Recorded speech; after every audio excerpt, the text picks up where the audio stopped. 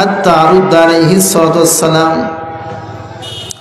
নবীজি আমার ইরশাদ করেছেন, পৃথিবীর যে কোনো প্রান্ত থেকে হোক না কেন, যদি কোনো উম্মত আমি নবীর কথা স্মরণ করে করে দুচোখের পানি ছেড়ে দিয়ে যদি আমি নবীকে সালাম দেয়, আমি নবীজি ওই ব্যক্তির সালামের জবাবটা রওজা শরীফ থেকে সরাসরি দিয়া দেই। আরো যারা বলেন না সুবহানাল্লাহ। আমার নবী বলেছেন, সাহাবীরা দেখো তো আমার হাতের তালু দেখতে কি ঘাড় ঘোরান লাগে? সাহাবায়ে কেরাম বললেন, না ইয়া রাসূলুল্লাহ, হাতের তালু দেখতে তো ঘাড় ঘোরান লাগে না।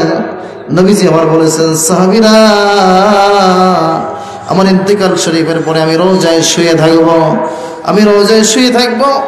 কোন উম্মতটা কোন জায়গা থেকে এই যে নারায়ণগঞ্জে ধর্মগঞ্জ থেকে দরুদ পড়লো, কিংবা ভোলা থেকে পটুয়াখালী থেকে দরুদ পড়লো, এইটা দেখার জন্য হাতে তালু দেখতে যেমন ঘাড় ঘুরানো লাগে না, রওজায় শুয়ে শুয়ে আমি স্পষ্ট দেখতে পাবো, আমার ঘাড় ঘুরানো লাগবে না। আরো যারা বলেন না সুবহানাল্লাহ। এই জন্য ভাই, এই ইসালে সব মাহফিল, এই মাহফিলের বরকতটাই তো হচ্ছে দরুদ সালামের মধ্যে, ঠিক কি না?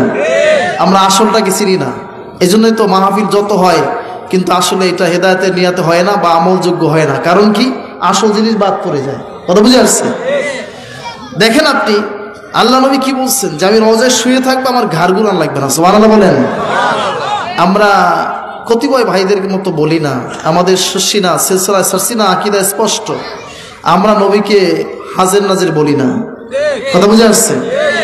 আমার নবী গায়েব জানেন, কিন্তু গায়েবের মালিক নন। গায়েবের মালিক কে? যারা বলেন না গায়েবের মালিক কে? আল্লাহ। আমার নবী গায়েব ততটুকু জানেন যতটুকু আল্লাহ তাকে জানান। সুবহানাল্লাহ বলেন। আমাদের আকীদা স্পষ্ট। বহু সুন্নি দেশে আছে, সব সুন্নিদের সাথে আমাদের মিলাইলে হবে, টেক লাগানো যাবে। এজন্য বর্তমান হুজুর কিবলা, আমাদের বর্তমান যিনি সারসিনা আমির হিজবুল্লাহ, উনি গত বছর মনুমুজিকুর রহমতুল্লাহ আলাইহি বেঁচে থাকতে গাউসুল আজম মসজিদে বলেছিলেন যে আমরা শরীয়তি সুন্নি, বেদাতি সুন্নি নই। ঠিক কিনা বলেন? আমরা কি শরীয়তি সুন্নি, বেদাতি সুন্নি নই। মিয়া সাহেব এতটুকু বুঝ দিয়ে ওয়াজ আর লাগে না, এতটুকুই যথেষ্ট। যাদের সাথে আমাদেরকে টেক লাগানো হয় তাদের আকীদা আর আমাদের আকীদার সম্পূর্ণ ব্যতিক্রম। ঠিক কিনা বলেন?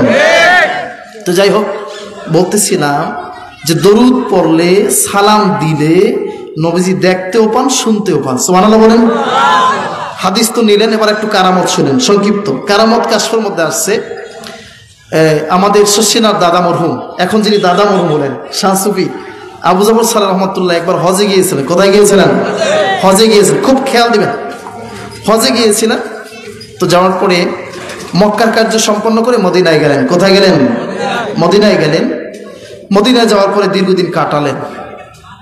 আগেকার যুগে তো এরকম, এখন আর এরকম যে কমিউনিকেশন, যোগাযোগ ব্যবস্থা এত ভালো ছিল না। তো এশার নামাজের পরে হুজুর সঙ্গী সাথীদেরকে বললেন যে তোমরা খাওয়া দাওয়ার পরে ঘুমায়া যাও। কি করো? ঘুমায়া যাও। আগামীকালকে বাংলাদেশের উদ্দেশ্যে আমাদের রওনা, দীর্ঘ সফর, অতএব তোমরা একটু বিশ্রাম করো। তো হুজুরের নির্দেশ, আল্লাহর ওলির নির্দেশ, সবাই নামাজের পরে খাওয়া দাওয়া শেষে ঘুমালেন। কিন্তু একটি লোক পিছনে পিছনে জাগ্রত রইলেন যে আমাদেরকে ঘুমাইতে বললা, হুজুর কি করে দেখতে হবে, এটা দেখতে হবে। গভীর রাত হয়ে গেল। বন্ধুরা, গভীর রাতে ওই যে লোকটি ঘুমায় নাই, উনি লক্ষ্য করলেন আল্লাহর উনি দুরাকাত নামাজ পড়ে আল্লাহর হাবিব নূর নবীজির রওজা মুবারকের দিকে রওনা দিলেন। লোকটি মনে মনে চিন্তা করলেন যে হুজুরের কি মাথা খারাপ হলো নাকি? গভীর রাত হয়েছে, এই গভীর রাতে তো গেট দারোয়ান তো ওখানে নাই, রওজার গেট বন্ধ করে সেও তো ঘুমাইছে। কি করছে? সেও তো ঘুমাইছে।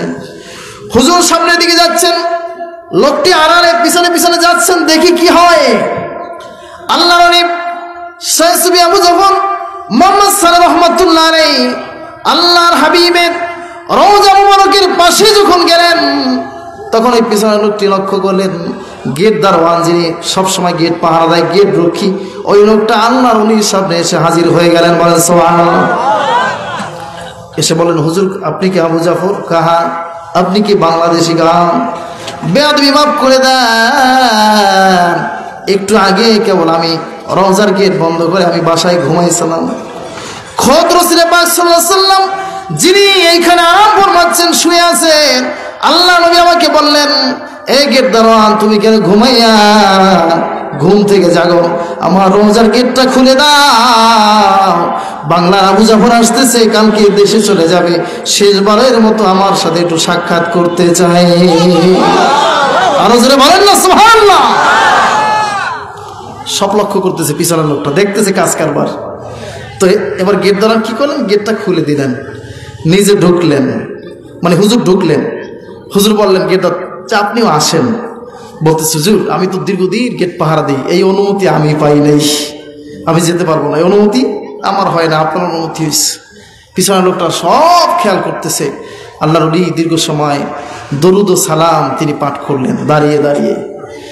পরিশেষে যখন বিদায় হবেন, ওই সময় শেষবারের মতো যখন সালাম দিলেন, তখন কাঁপতে কাঁপতে রওজা মোবারক থেকে সালামের জবাব স্পষ্ট ভেসে আসছে। সুবহানাল্লাহ বলেন। এই আওয়াজ শুনে ওই পিছনের লোকটি অজ্ঞান হইয়া ওইখানে মাটিতে পড়ে গেছে। সুবহানাল্লাহ বলেন। হুজুরের ইন্তেকাল শরীফের এই লোকটি এই ঘটনাটি বর্ণনা দিয়েছেন, যেটা কারামত কাশফের মধ্যে আসছে। এবার আপনারা বলেন, তাহলে আল্লাহর হাবিব সাল্লাল্লাহু আলাইহি ওয়াসাল্লাম তিনি যে রওজায় আছেন, তিনি জিন্দা আছেন না মুর্দা? যদি বলেন না, জিন্দা আছেন না মুর্দা? শুধু আমাদের নবী নন, সমস্ত নবীরা তাদের নিজ নিজ রওজা মোবারকে জীবিত। সুবহানাল্লাহ বলেন। নিজ নিজ রওজা মোবারকে কি জীবিত। আজকে আফসোস লাগে, রওজা বলা যাবে না, বলে ফেলছেন যে হাদিসে আসছে মারার তুমি কবরিন। আরে বেটা, তোর চোখ যা, তুই দেখো তা। রওজার ব্যাপারে আমার নবী স্পষ্ট দলিল দিয়েছেন, তিনি বলেছেন মা বাইনা বাইতি ও মিম্বারি রওজাতুম মিন রিয়াদিল জান্নাহ। এই সাহাবীরা, তোমরা দেখো, ওই যে আয়েশা সিদ্দিকার ঘর আর আমার মসজিদে নববীর মেম্বার, মাঝখানে যতটুকু জায়গা, এটা রওজা, রওজাতুম মিন রিয়াদিল জান্নাহ, এটি জান্নাতের বাগান। সুবহানাল্লাহ বলেন। শুধু আপনারা আমার নবী নন, আকীদা মজবুত করতে হবে। সমস্ত আম্বিয়া কেরাম নিজ নিজ কবরে রওজা মুবারকের মধ্যে জীবিত আছেন। জোরে বলি সুবহানাল্লাহ। শুধু জীবিতই নন, আল আম্বিয়া ওয়া হায়াউন ফি কুবুরিহিম ওয়া হুম ইউসাল্লুন ওয়া হুম ইউরযাকুন। সমস্ত নবীরা রওজায় জীবিত, দাঁড়ায় দাঁড়ায় নামাজ আদায় করেন, আল্লাহ জান্নাত থেকে রিজিকের ফয়সালা করেন। সুবহানাল্লাহ বলেন।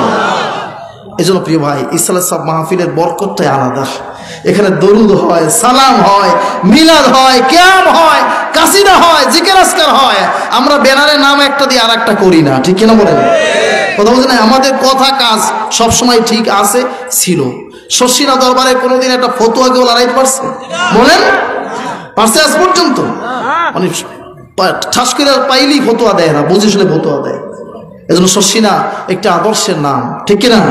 শশীনা একটি আদবের দরবার, শশীনা হচ্ছে সুন্নাতের দরবার, শশীনা হচ্ছে নবী প্রেমের দরবার, ঠিক কিনা বলেন? প্রিয় ভাই, দেখেন এখন বর্তমান সময় কি ফিতনা, আরো বুঝবেন সামনে। আমি তো নিজেকে ভাগ্যবান মনে করি যে এই দেশের এই ক্লান্তি লগ্নে যে শশীনা একটা গোলাম হতে পেরেছি, এজন্য আমি নিজেকে ভাগ্যবান মনে করি, ঠিক কিনা? আজকে কত কিছু করে আমরা কিন্তু দলীয় রাজনীতির ঊর্ধ্বে থেকে সবকিছু করি। এই বাংলাদেশের রাজনীতি হচ্ছে নোংরা রাজনীতি, ঠিক কিনা? রাজনীতি মানে হচ্ছে জেদ, একটা মানে একে অপরের প্রতি একটা জেদ করলে তো মিথ্যা চিত্তা বিভিন্ন কথা হয়। এজন্য ওলামায়ে কেরামদের কাজ তো আর মিথ্যা বলা না, ঠিক কিনা? আমাদের কাজ হচ্ছে মানুষকে আমল শিখানো, নিজে আমল করা, ঠিক কিনা? এটা শশীনার কাজ। তো যাই হোক, আজকে আমি নিজেকে ভাগ্যবান মনে করছি যে আজকে ইসলামের সব মাহফিলে আসতে পেরেছি। তো মূল বিষয় হচ্ছে যে আমি আলোচনা শুরু করছি যে আল্লাহ তাআলা বলছেন যে আমি আল্লাহর ভালোবাসা পেতে চাও, তাহলে আমার রসুলকে অনুসরণ করো, ভালোবাসো। সুবহানাল্লাহ বললেন। কারণ কি? রসুলের সাথে আমাদের সম্পর্কটা হচ্ছে ইমানের সম্পর্ক। যারা বলে সুবহানাল্লাহ। রসুলের সাথে আমাদের সম্পর্কটা কি? ইমানের সম্পর্ক। কারণ আল্লাহ নবী বলেছেন, তুমি ততক্ষণ পর্যন্ত পরিপূর্ণ মুমিন হতে পারবে না, লা ইউমিনু আহাদুকুম হাত্তা আকুনা হাব্বা ইলাইহি মিন ওয়ালিদিহি ওয়া ওয়ালাদিহি ওয়ান নাসি আজমাইন, যতক্ষণ না পর্যন্ত তোমার পিতামাতা, সন্তান সন্ততি, ধন দৌলত, অর্থ করি, এমন কি তোমার জীবনের চাইতে আমি নবীকে বেশি ভালোবাসবে। সুবহানাল্লাহ বলেন। আবার দেখেন আল্লাহ কি বলছেন, আন-নাবিয়্যু আওলা বিল মুমিনিনা মিন আনফুসিহিম ইলা আখির আয়াত। মুমিন তো তারাই যাদের কাছে নবী হচ্ছে জানের চাইতেও বেশি প্রিয়। সুবহানাল্লাহ বলেন। নবীর সাথে আমাদের সম্পর্ক হচ্ছে ইমানের সম্পর্ক, ঠিক কিনা? এজন্য সন্তান যদি মুরব্বীদের সাথে বেয়াদবি করে কি হয়? বেয়াদব হয়। আর যদি কেউ নবীর সাথে বেয়াদবি করে সে বেঈমান হয়, ঠিক কিনা বলেন? নবীর সাথে বেয়াদবি করলে কি হয়? বেঈমান হয়। এটা মাথায় রাখতে হবে। এজন্য প্রিয় ভাই, নবী প্রেমের নাম হচ্ছে ইমান। নবী প্রেমের নাম কি? যদি বলেন না, নবী প্রেমের নাম কি? ঈমান। আপনি দেখেন ইমাম বুখারী একটা আলাদা অধ্যায় রচনা করছেন, হুব্বুর রাসূল মিনাল ঈমান। বুখারী শরীফে একটা আলাদা অধ্যায় আনছেন যে হুব্বুর রাসূল মিনাল ঈমান, রাসূল প্রেমের নাম হচ্ছে ঈমান। সুবহানাল্লাহ বলেন। আমার ভাইয়ারা, আল্লামা কবি ইকবাল রহমাতুল্লাহ আলাইহি বলেছেন, ধর্মের প্রাণ, কোরআনের মগজ, হেদায়েতের রূহ বলতে যা বোঝো সবটাই রাসূলের প্রেমের মধ্যে আছে। সুবহানাল্লাহ। এজন্য নবীর জীবনী নিয়ে যত বেশি আলোচনা হবে তত বেশি নবীর প্রতি মহব্বত বৃদ্ধি হবে, ভালোবাসা বৃদ্ধি হবে। আমরা জান্নাত চাই না, রাসূলকে চাই। কাকে চাই? কথা বলতে হবে। জান্নাত চাই না, কাকে চাই? রাসূলকে। এজন্য কবি বলেছেন, কোই জায়েগা দুজক কো और कोई तो जन्नत में जाएगा, मदीने की तरफ दौड़ेगा दीवाना मुहम्मद का। হাসরের ময়দানে মানুষগুলি তিন শ্রেণীতে বিভক্ত হবে। এক দল যাবে জান্নাতে, আরেক দল যাবে জাহান্নামে। আর যারা দুনিয়ার বুকে মদিনাওয়ালার পাগল ছিল, রাসূলের আশিক ছিল, হাসরের ময়দানে তারা মদিনার দিকে দৌড়াইবে। সুবহানাল্লাহ। নবীর সুপারিশ ছাড়া জান্নাতের ফয়সালা হবে? যদি বলেন না, নবীর সুপারিশ ছাড়া কোন নবী জান্নাতে যাইতে পারবে না। এই জন্য প্রিয় ভাই, আল্লাহ রাসূল বলেছেন যে আমি হাসরের ময়দানে আমি হব প্রথম সুপারিশকারী, আউয়ালু শাফিউন ওয়া আউয়ালু মুশাফফাউন, আর আমার প্রথম সুপারিশটা আল্লাহ কবুল করবেন। সুবহানাল্লাহ বলেন। হাসরের ময়দান সব থাকবে ফানা, সব সাদা থাকবে। কি থাকবে? সাদা থাকবে। তাফসীরের কিতাবে আসছে যে কিরকম সাদা, একটি গরু জবেহ করলে পরে চামড়া খালার পরে উল্টো দিকটা ফ্যাপসাটা যেরকম সাদা থাকে ওরকম সাদা থাকবে। তো আল্লাহ পাক বলবেন জিবরিলকে, জিবরাইল যাও তো আমার বন্ধুকে গিয়ে সালাম জানাও, তাহলে আমার বন্ধু এসে মাকামে মাহমুদে সিজদায় পড়ে যাবে। সুবহানাল্লাহ বলেন। তো জিবরাইল আমিন ঘুরে ফিরে গিয়ে বলবে, রব্বুল আলামিন আপনার বন্ধু কোথায়? সবই তো সাদা দেখা যায়, আপনার বন্ধু কই?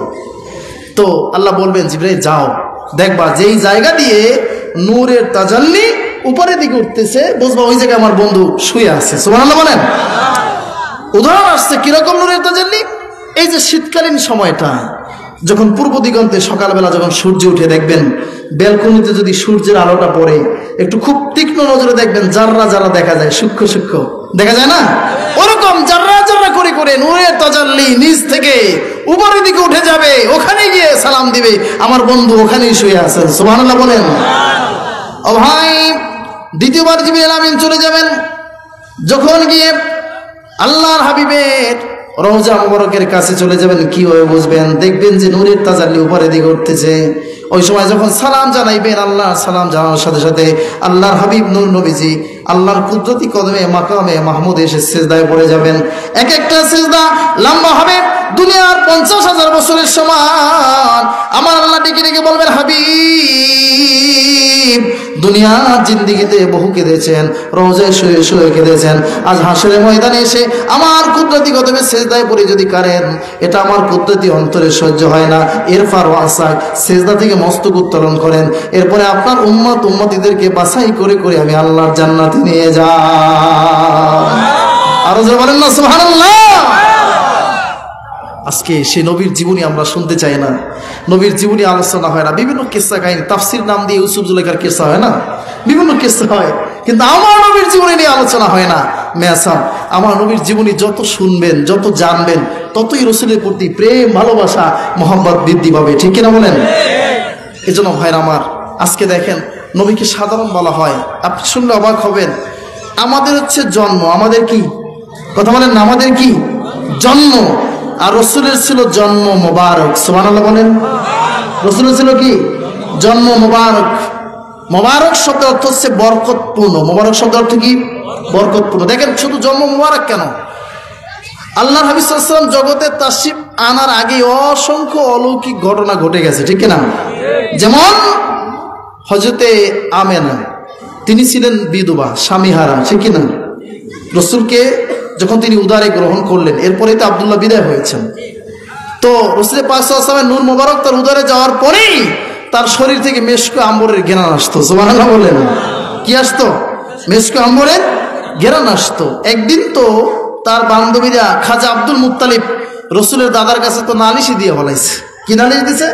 যে ও কুরাইশের লিডার, শুনেন, মক্কার জমিনে যদি স্বামী না থাকে তাহলে বিধবারা সেন ব্যবহার করতে পারে না। কি বলে না? সেন্ট, আতর, পারফিউম এগুলি ব্যবহার করতে পারবে না। কিন্তু ইদানিং দেখি আপনার বৌমার শরীর থেকে সেন্টের ঘ্রাণ আসে। সুবহানাল্লাহ বলেন। কিসের ঘ্রাণ আসে? সেন্টের ঘ্রাণ আসে। আমার ভাইয়ারা, হযরত আমেনা বাসায় ফেরার পরে খাজা আব্দুল মুত্তালিব বললেন, বৌমারে ব্যাপার কি? তোমার কিছু বান্ধবী তোমার বিরুদ্ধে নালিশ দিয়েছে। আমিও তো লক্ষ্য করতেছি, অনুভব করতেছি তোমার শরীর থেকে সেন্টের ঘ্রাণ আসতেছে, পারফিউম ঘ্রাণ ছড়িয়ে পড়তেছে। কারণ কি? তুমি কি জানো না মক্কার জমিনে বিধবা নারীরা এগুলা লাগাইতে পারবে না?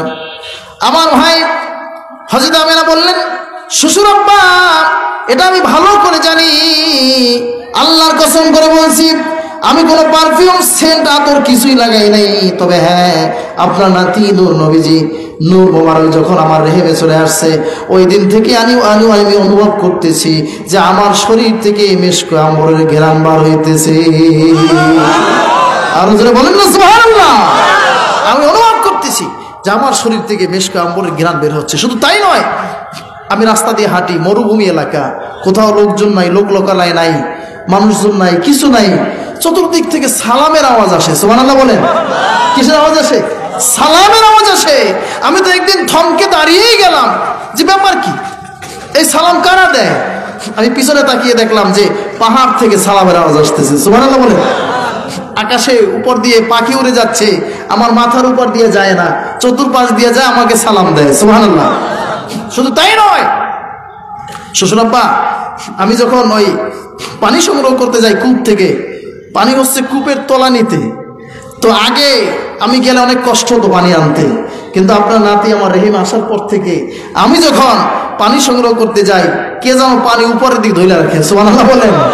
আমার বান্ধবীরা অপেক্ষায় থাকে যে কখন আমেনা পানি নিতে আসবে, এই সুযোগটা তখন তারাও গ্রহণ করে। সুবহানাল্লাহ বলেন। প্রিয় ভাই আমার, শুধু কি তাই, হযরতে আমেনা রিওয়ায়াত করেছেন, আমি জানতাম নূর নবীজি জগতের মধ্যে তাশরীফ আনবেন। তিনি যেদিন এসেছেন 12 রবিউল আউয়াল সোমবার সুবহে সাদিকের সময়, রাত্রিবেলা আমি টেনশন ফিল করতেছিলাম। আমার ঘরে কোনো আলোর ব্যবস্থা ছিল না। কি ছিল না? আলোর ব্যবস্থা ছিল না। আমি টেনশন ফিল করতেছিলাম, ঘুম ঘুম অবস্থা। ওই মুহূর্তে আমি স্বপ্নে দেখতেছি কে যেন আমার সিনার উপরে হাত রেখে বলতেছে, বোন রে কোনো ভয় নাই, এই মুহূর্তে আমি তোমার বোন পাশে আছি। সুবহানাল্লাহ। আমি প্রশ্ন করলাম, আপনি আমার কেমন বোন? আমি তো আমার বাবার একমাত্র মেয়ে, আমার ভাই বোন বলতে কেউ না, আপনি কেমন বোন? ওই মহিলা জবাব দেয়, আমি দুনিয়ার কোন সাধারণ মহিলা না, আমি হইলাম ফেরাউনের স্ত্রী, আমি আসিয়া। আমি এই মুহূর্তে তোমার পাশে তোমার খেদমতে হাজির হয়ে গেলাম। সুবহানাল্লাহ। আবার তন্দ্রার মধ্যে আসি, কে যেন বাম সিনার উপর হাত রেখে বলতেছে, বোন কোনো ভয় নাই, টেনশন করো না, চিন্তা করো না, এই মুহূর্তে আমি তোমার বোন, তোমার পাশে আছি। আমি তখন বললাম, আপনি আমার কেমন বোন? একজন বোনের তো পরিচয় পাইলাম, আপনি কেমন বোন? তখন ওই মহিলা জবাব দিল, আমেনা রে, আমিও দুনিয়ার কোনো সাধারণ মহিলা না, ঈসা ইবনে মারিয়াম, আমি ঈসা নবীর মা মারিয়াম তোমার খেদমতে হাজির হয়ে গেলাম। আর যে বলেন না সুবহানাল্লাহ। ভাই হযরত আমেনা রিওয়ায়াত করেছেন, পরিশেষে দুই বোনের পরিচয় তো মিলল, পরিশেষে একজন মহিলা এসে আমার মাথার উপরে হাত থেকে বলতেছে, মা। এবার আর বোন শব্দ নাই, মা, কোনো ভয় নাই, আমি তোমার পাশে আছি। একটা বিষয় খেয়াল করবেন, প্রসূতি মা যখন একজন মা যখন সন্তান ডেলিভারি দেয়, ওই সময় যদি তার মা যদি কাছাকাছি থাকে, ওই মহিলার কলিজা বড় হয়ে যায়। ঠিক কিনা? কি হয়? কলিজা বড় হয়ে যায়। কারণ গর্ভে ধারণ এবং সন্তান ডেলিভারি দেওয়া যে কি কষ্টের ব্যাপার, এটা একমাত্র ভুক্তভোগী মা ছাড়া আর কেউ বলতে পারবে না। ঠিক কিনা বলেন? প্রিয় ভাই আমার, বিজ্ঞান গবেষণা করেছে যে আমরা আমাদের মায়ের গর্ভে ছিলাম, আমরা এক একটি সন্তান কমপক্ষে মায়ের কলিজায় 4500 বার লাথি দিয়েছি। চিন্তা করছেন কি কষ্টটা মা করেছেন? মা সকলকে খাওয়াইয়া এরপরে নিজে খেতে বসেছেন, এমন টাইম লোকমা নিয়েছেন, মুখে দিবেন, ওই মুহূর্তে আপনি আমি হাঁটু দিয়ে লাথি মেরেছি, মা খাইতে পারে নাই, খাবারের থালা সামনে ঠেলে দিয়ে দাঁড়িয়ে গিয়েছে। এজন্য আমার রাসূল বলেছেন, একজন প্রসূতি মা যদি 10 মাস রোজা রাখতো, নফল রোজা, যে সব হয় একটা সন্তান পেটে ধারণের কারণে ওই সব আল্লাহ দিয়ে দেয়। সুবহানাল্লাহ বলেন। শুধু তাই নয়, মা ঘুমাতে এসেছেন রাতে, কাজ শেষে সবার খেদমত করার পরে পরিশেষে ঘুমাইতে গেলেন, মা ঠিক মতো ঘুমাইতে পারে নাই। যখনই শুইছেন, ডান কাতে শুইছেন, হাঁটু দিয়ে আঘাত করেছি, বাম কাতে শুইছেন, আবার আঘাত করেছি, মা চিত হয়ে শুইতে পারে না, দাঁড়ায় গেছে। এজন্য আল্লাহ রাসূল বলেছেন যে একটি প্রসূতি মা সারা রাত একজন মহিলা যদি নফল ইবাদত করতো, নামাজ পড়তো, যেই সওয়াব হয় একজন গর্ভধারিণী মায়ের আমলনামায় আল্লাহ সেই সওয়াব লিখে দেন। সুবহানাল্লাহ বলেন। তাহলে দেখেন যে বিজ্ঞান গবেষণা করেছে আমরা এক একটি সন্তান মায়ের কলিজায় কতবার ৪,৫০০ বার লাথি দিয়েছি। এটা হচ্ছে আমাদের গর্ভে থাকাকালীন। আর ডেলিভারি কষ্টটা কি, আল্লাহ রাসূল বলেছেন যে ডেলিভারি যন্ত্রণা এমন, ওই সময় প্রসূতি মায়ের পানির তৃষ্ণা লাগে। কি লাগে? পানির তৃষ্ণা লাগে, কিন্তু পানি দেওয়া নিষিদ্ধ, পানি দেওয়া যাবে না। আমার নবী বলেছেন, তিরমিজি বর্ণনা আসছে যে ওই সময় যদি তাম পৃথিবীর সব পানিও যদি একজন প্রসূতি মাকে পান করানো হতো, তাহলেও মায়ের কলিজা ঠান্ডা হতো না। জোরে বলেন না সুবহানাল্লাহ। বিজ্ঞান গবেষণা করেছে এক একটি মা এক একজন সন্তানকে নর্মাল ডেলিভারি দিতে গিয়ে কমপক্ষে ২.৫ কেজি রক্ত ঝরিয়েছে। শুধু কি তাই, ওই মা যখন দেখে তার সন্তানের একটা হাত আঙ্গুল ব্লেড কিংবা ধারালো অস্ত্রে কেটে যায়, সামান্য এক ফোঁটা রক্ত দেখে মা অজ্ঞান হয়ে যায়। এজন্য ভাইরা আমার, সন্তান ডেলিভারি দেওয়া কত কঠিন ব্যাপার। অনেক মা জগতের মধ্যে সন্তান ডেলিভারি দিতে গিয়ে দুনিয়ার মুখ সন্তানকে দেখাইতে গিয়ে নিজে বিদায় হয়ে গেছে। কি যায় কি যায় না। এজন্য একজন প্রসূতি মা যখন সন্তান ডেলিভারি দিবে, ওই সময় যদি তার মা কাছাকাছি থাকে, তার কলিজাটা বড় হয়ে যায়। হযরত আমেনা রিওয়ায়াত করেছেন, আমি যখন তন্দ্রার মধ্যে ছিলাম, লক্ষ্য করলাম আমার মাথার উপরে কে যেন হাত রেখে বলতেছে, মা ভয় নাই, চিন্তা নাই, আমি তোমার কাছাকাছি আছি, তোমার খেদমতে আছি। আমি তখন থমকে গেলাম, তাকায় দেখলাম মহিলার চেহারাটা নূরে ঝলমল করতেছে। সুবহানাল্লাহ বলেন। নূরের ঝলকানিতে আমার ঘরটা পুরো আলোকিত হয়ে গিয়েছে, নূরের চেহারাটা ঝলমল করতেছে। আমি ওই অবস্থায় প্রশ্ন করলাম, মা আপনি আমার কেমন মা? আমার মায়ের চেহারা তো এত সুন্দর না, আপনার চেহারা আলোতে আমার ঘরটা আলোকিত হয়ে গেছে, আপনি আমার কেমন মা? ওই মহিলা জবাব দেয়, আমেনা, আমি দুনিয়ার একজন ব্যতি রেখে আমি সকলের মা, আদম ব্যতি রেখে সকলের মা। আমার নাম হচ্ছে হযরতে হাওয়া। যারা বলেন না সুবহানাল্লাহ, যে আমি দুনিয়ার একজন ব্যতি রেখে সকলের মা, আদম ব্যতি রেখে আমি সকলের মা, আমার নাম হচ্ছে হাওয়া। তোমার কোনো চিন্তা নাই, এই মুহূর্তে আমি তোমার খেদমতে আছি।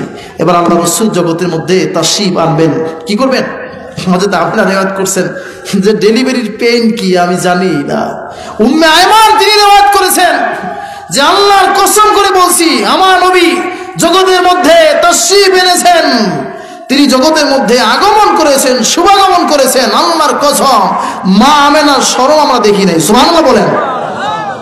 পৃথিবীর বুকে যদি সন্তান আসে, ওই সন্তানটি আসে বস্ত্রহীন, পোশাক থাকে না, বস্ত্র ছাড়া।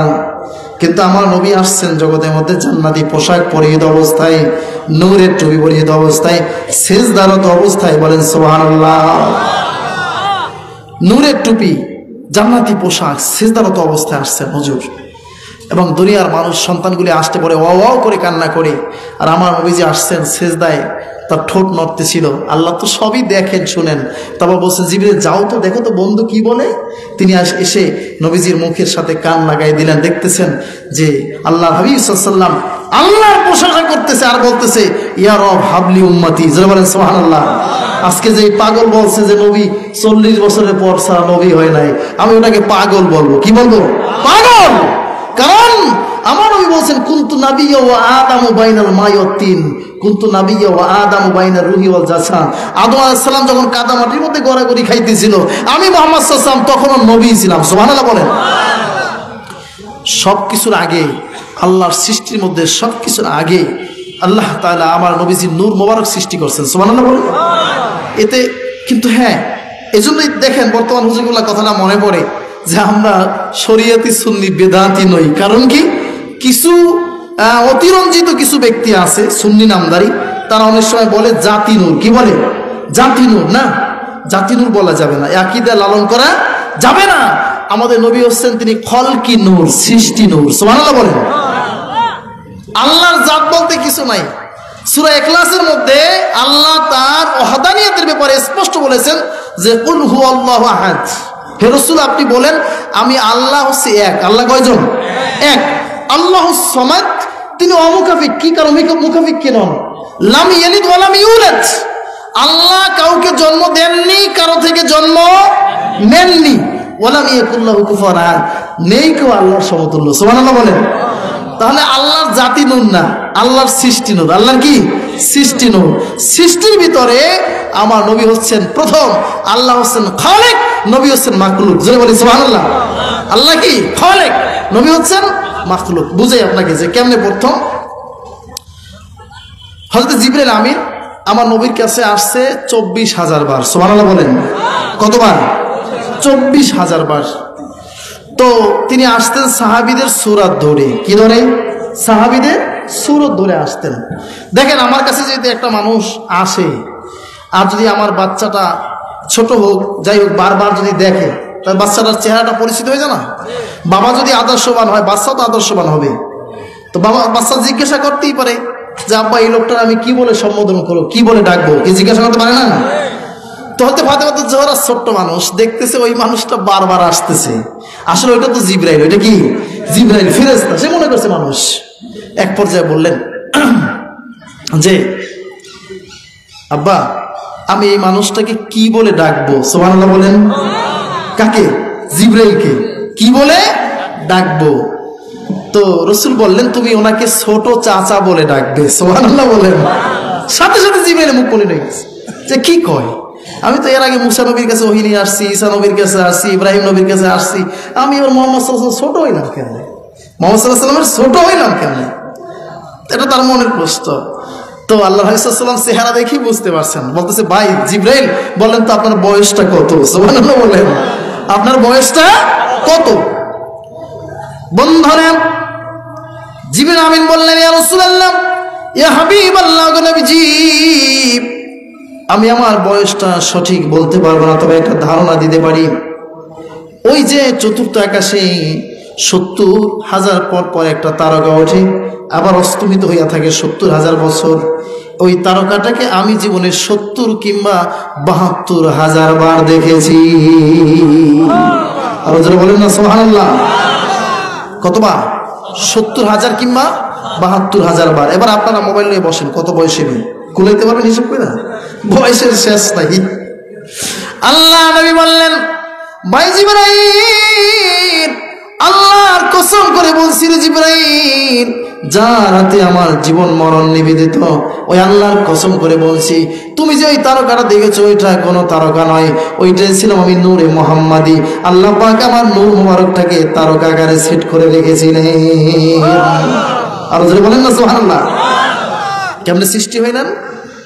তাফসিরে সাবির মধ্যে আসছে যে আল্লাহ তাআলা তার শ্রেষ্ঠ নূর হতে, কি নূর? সৃষ্টি নূর, জাতি নূর না, বুঝবেন? সৃষ্টি নূর হতে এক মুষ্টি নূর মোবারক নূর তার কুদরতি হাতে নিয়েছেন। সুবহানাল্লাহ বলেন। কোথায় নিয়েছেন? কুদরতি হাতে নিয়েছেন। এরপরে তিনি ডাকলেন ইয়া মুহাম্মদ। কি বলে ডাকছেন? জোরে বলেন না, কি বলে ডাকছেন? ইয়া মুহাম্মদ। 40,000 বছর ডাকলেন, কোনো আওয়াজ নাই। পরিশেষে যখন তার দুফোঁটা কুদরতি চোখের পানি নূরের উপরে ছেড়ে যখনই ডাকছেন ইয়া মুহাম্মদ, সাথে সাথে নূর থেকে আওয়াজ আসছে। সুবহানাল্লাহ বলেন। একজন সাহাবী প্রশ্ন, হুজুর আল্লাহ তাআলা সর্বপ্রথম কি সৃষ্টি করছেন? আল্লাহ রাসূল বলেন আউয়ালা মা খালাকাল্লাহু নূরি। আল্লাহ তাআলা সর্বপ্রথম সৃষ্টি জগতের মধ্যে তোমার নবীজির নূর মোবারক সৃষ্টি করছেন। সুবহানাল্লাহ বলেন।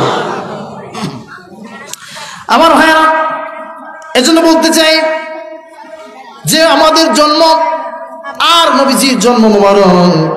নবীজি আসছেন তিনি সেজদারত অবস্থায়, কোন অবস্থায়? সেজদারত অবস্থায় আল্লাহর প্রশংসা করতে করতে। উম্মে আয়মান রিওয়ায়াত করেছেন, ও দুনিয়ার মানুষ শোনো রে, আল্লাহর হাবিব জগতে তাশরীফ এনেছেন, কিন্তু আল্লাহর কসম আমরা মা আমেনার শরম দেখি নাই। সুবহানাল্লাহ। হযরত আমেনা রিওয়ায়াত করলেন নবীজি সুবহে সাদিকের সময় আসলেন জগতের মধ্যে। আমি তন্দ্রার মধ্যে আছি, আমি দেখতেছি কারা জানে সে আমার কলিজার টুকরা নূরের পুতুলকে স্বর্ণের তক্তায় শোয়াইয়া, এরপরে হাউজে কাউসারে পানি দিয়ে গোসল করাইয়া, এরপরে পৃথিবীর উত্তর দক্ষিণ পূর্ব পশ্চিম সব প্রান্তর ঘুরাইয়া আমার পাশে শোয়া রাখছে। আমার যখন ঘুম ভেঙে গেছে, ডান দিকে যখন নজর করলাম, আমি দেখতেছি যে একটা নূরের পুতুল আমার পাশে শুয়ে আছে। আর যে বলেন না সুবহানাল্লাহ।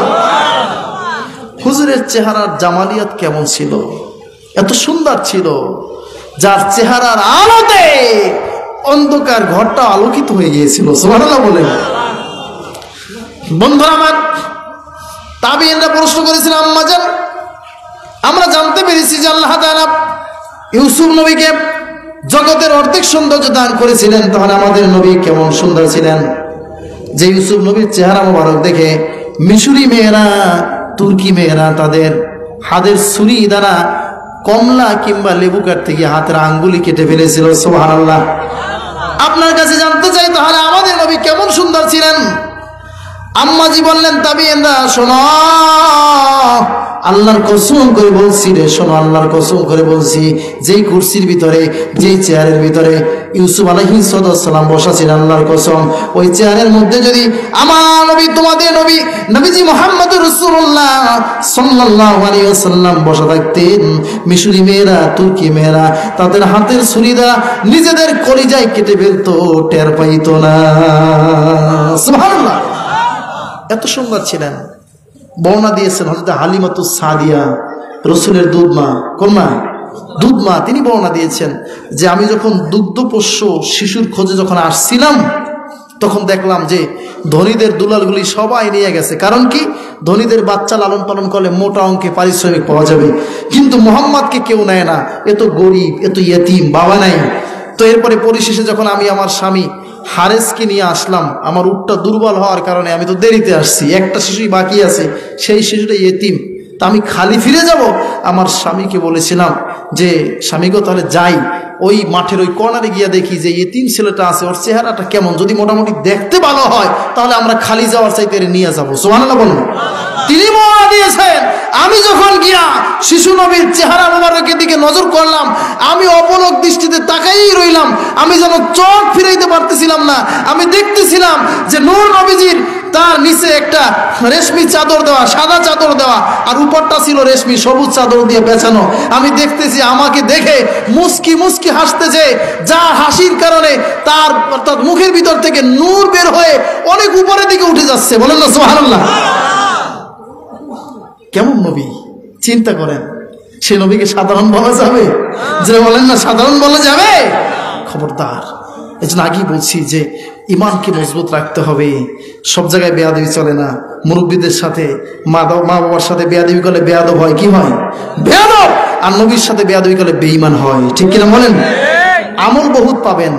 আমার চেয়ে, আমি তো পাগড়ি পরি না, অনেকে পাগড়ি পইরা বসবে, লম্বা জামা সব ঠিক আছে, আসলে ইমানে গলদ। এরকম আছে কি নেই? আছে কি নাই বলেন না? আমলটাই বহুত পাওয়া যায়। বুজুর্গ ওয়াজের মধ্যে আবার তফসি টেপে, এটা বুজুর্গি দেখায়, কথা বলছেন, এটা দেখাচ্ছে আপনাকে। ওই বুজুর্গি তো দরকার নাই, ইমানটা ঠিক রাখতে হবে। এই জন্য নবী প্রেমের নাম ইমান। যার অন্তরে নবী প্রেম যত বেশি, তার ইমান তত মজবুত। ঠিক কিনা বলেন?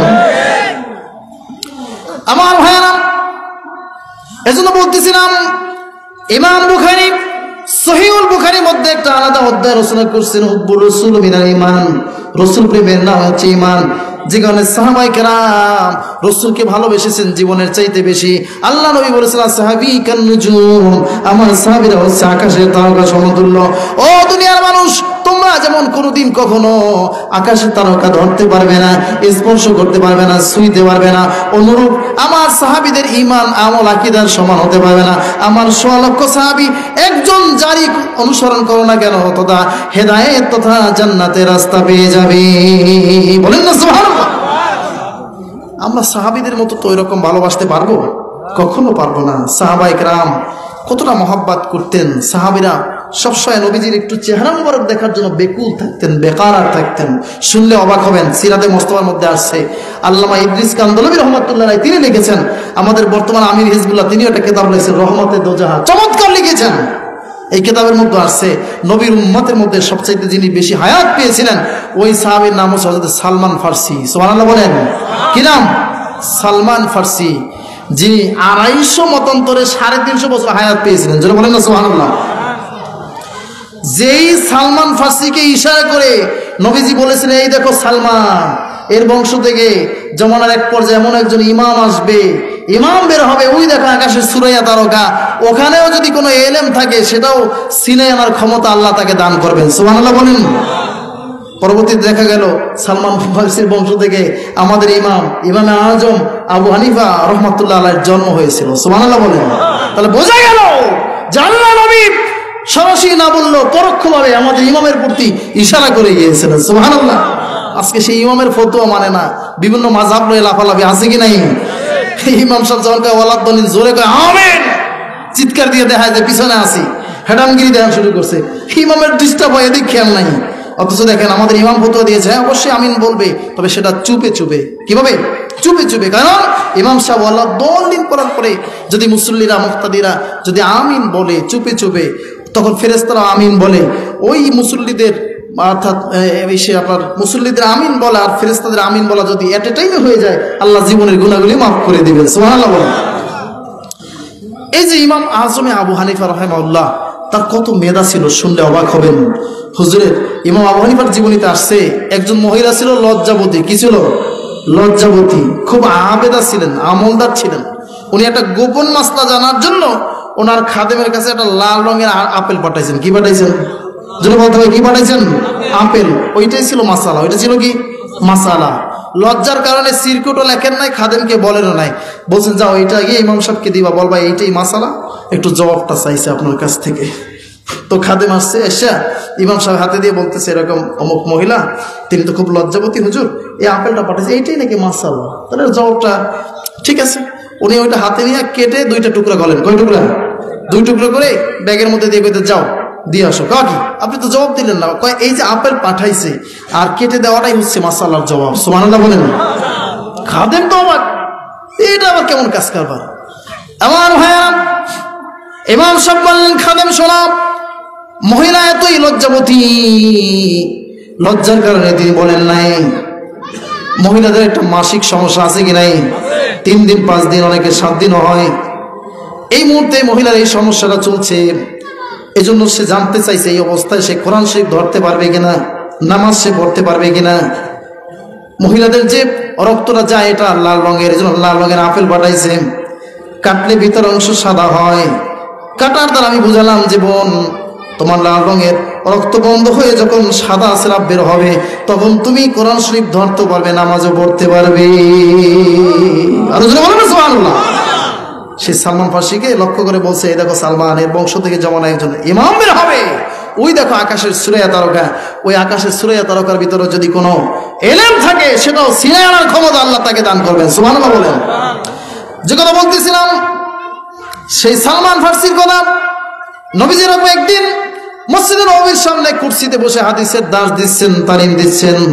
একজন সাহাবী নবীজির কানের গোড়ায় মুখ করে বললেন, ইয়া রাসূলুল্লাহ, ইয়া হাবিবাল্লাহ, নবীজি কারো বাড়ি মনে হয় তরকারি পড়ছে, তরকারি পড়া ঘ্রাণ পাওয়া যায়। কি পাওয়া যায়? তরকারি পড়া ঘ্রাণ পাওয়া যায়। আমার নবী বললেন, না না রে, এটা কারো বাড়ির তরকারি পড়া ঘ্রাণ নয়। তোমাদের মাঝে ভিড়ের মধ্যে আমার একটা আশেক আছে, একটা পাগল আছে, তোমাদের ভিড়ের কারণে আমার চেহারাটা দেখতে পায় না, এজন্য ওর কলিজা পোড়া ঘ্রাণ ছড়ছে, তাড়াতাড়ি জায়গা করে দাও। তোমাদের মাঝে যে ব্যক্তি আছে উনি হচ্ছেন সালমান, সালমান হচ্ছে আমার খাঁটি আশেক, তাড়াতাড়ি সুযোগ করে দাও, সালমান যেন আমার চেহারা দেখতে পায়। চিন্তা করছেন কেমন বেকুল ছিলেন, বেকার ছিলেন, নবীর চেহারা মোবারক দেখতে পায় না। এজন্য একজন সাহাবী বলে, হুজুর কারো বাড়ি তরকারি পড়ছে, মনে হয় তরকারি পোড়া ঘেরান পাওয়া যায়। হুজুর বলেন, না, এটা কারো বাড়ি তরকারি পোড়া ঘেরান নয়, তোমাদের মাঝে আমার একটা আশেক আছে, একটা পাগল আছে, ওর কলিজা পোড়া ঘেরান ছড়ছে, কারণ তোমাদের বিরাবিরির কারণে আমার চেহারা দেখতে পায় না। সুবহানাল্লাহ বলেন। ওই সালমান ফার্সি তো নবীর আগের যুগের মানুষ, যেহেতু তিনি 250 মতান্তরে 350 বছর হায়াত পেয়েছিলেন। আমার নবীজি যখন মদিনার বুকে যখন কালেমার দাওয়াত নিয়ে আসলেন, ওই সময় তিনি ওই সালমান ফার্সি একজন ইহুদির খেজুরের বাগানে কাজ করতেন। কি করতেন? খেজুরের বাগানে কাজ করতেন। তিনি জানতে পারলেন নবীজি মুহাম্মদ সাল্লাল্লাহু আলাইহি ওয়াসাল্লাম মদিনার মুখে কালেমার দাওয়াত নিয়ে আসছেন। নবীকে কিন্তু দেখে নাই, তারপর হৃদয়ে তার মহব্বত পয়দা হয়ে গিয়েছে। দৌড়ে চলে গিয়েছিলেন মদিনার বুকে। নবীর চেহারা মোবারক দেখে আল্লাহর হাবিবের হাত থেকে তিনি মুসলমান হয়ে গিয়েছিলেন। বলেন সুবহানাল্লাহ। মুসলমান হওয়ার পরে চলে আসলেন তিনি তার মালিকের বাড়িতে। খেজুরের বাগানে কাজ করতেছেন, মালিক লক্ষ্য করতেছে সালমান আগেও কাজ করতো, এখনো করে, তবে আগে কান্না করতো না, কাজ করে ঠিক, কিন্তু চোখের পানি সবসময় ঝরতেই থাকে। সুবহানাল্লাহ বলেন। ইহুদি মালিক বললেন, কি ব্যাপার কি?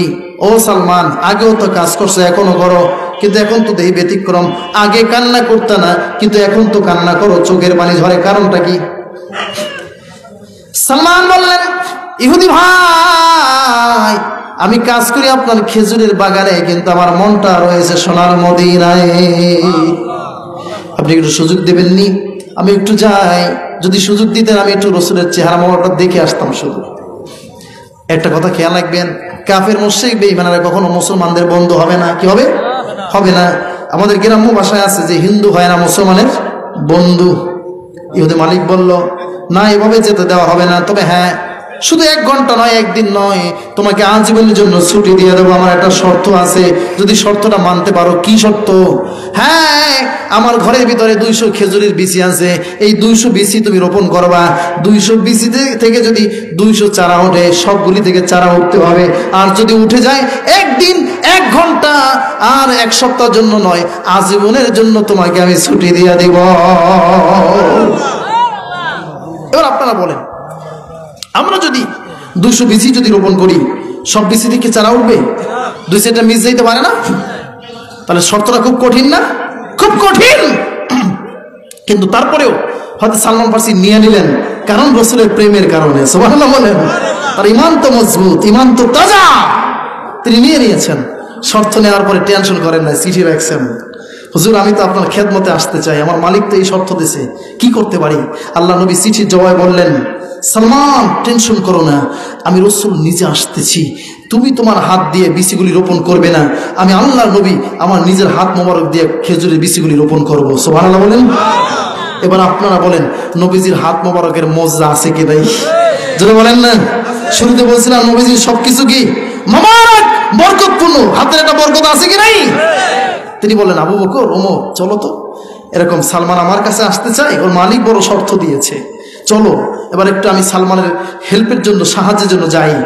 তো গেছেন, সালমান নবীকে দেখে আত্মহারায় পড়ছে আনন্দে, আরে আমার নবীজি, আমার মায়া নবী চলে আসছে। সালমান কেঁদে কেঁদে হুজুরের কদম মোবারকে পড়ে গিয়েছেন। সুবহানাল্লাহ। আমার নবীজি বললেন, সালমান রে, সময় বড় কম, যাও যাও খেজুরের বিচিগুলি নিয়ে আসো, আমি আমার নিজ হাত মোবারক দিয়ে রোপণ করবো। ওই যে নবীজি বলছে সময় কম, খেজুরের বাগান থেকে ইহুদের বাড়ি অনেক দূরে, দৌড়ে চলে গেলেন। এক দৌড়ে গিয়া খেজুরের বিচিগুলি এনে পাত্ররা নবীর হাত মোবারকে দিলেন। আমার নবীজি দেখতেছেন সালমান হাঁপাই গেছে, খালি হাঁপাইতেছে, ঘাম টপ টপ করে পড়তেছে। নবীজি বলতেছেন, কিরে সালমান, তুমি হাঁপাইলা কেন? সালমান জবাব দেয়, ইয়া রাসূলুল্লাহ, ইয়া হাবিবাল্লাহ, ওগো নবীজি, আপনি শুরুতে এসে বলেছিলেন সময় কম, এই জন্য আমি দ্রুত গেছি আর আসছি, যদি একটু বেশি সময় হয়ে যায় আল্লাহর বন্ধুর সাথে বেয়াদবি হয়ে যাবে। নবীজি আমার কি করলেন? হযরত সালমান ফার্সি চেহারার ঘামগুলি মুছে দিচ্ছেন। কি করতেছেন? ঘামগুলি মুছে দিচ্ছেন, এইভাবে ঘামগুলি মুছে দিচ্ছেন। ওই সময় গায়েবী আওয়াজ আসছে আসমান থেকে, আসমান থেকে গায়েবী আওয়াজ আসছে, বলতেছে, সালমান জানো রে, কে তোমার চেহারা ঘামগুলি মুছে দিচ্ছে? তুমি তো দেখতেছ আল্লাহ নবী তার নিজ হাত মোবারক দিয়ে তোমার ঘামগুলি মুছে দিচ্ছে। শুধু আল্লাহ নবী নন, ওই হাতের উপরে আল্লাহর কুদরতি হাতখানা আছে। আর হুজুর বলেন না সুবহানাল্লাহ। বলেন ঠিক আছে দাও। হযরত ওমরের কাছে দিলেন, ওমর একটা আটি দেয়, নবীজি রোপণ করে।